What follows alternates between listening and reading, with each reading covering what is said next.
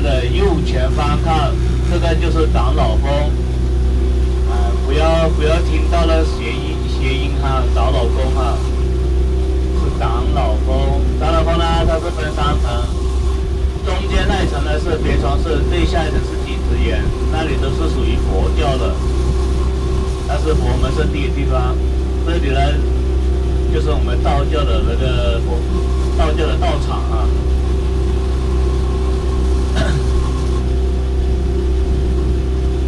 你们来的时候应该可以听到了，这个就像一艘轮船是吧？有些客人呢一眼看过去，它像个泰坦尼克号啊。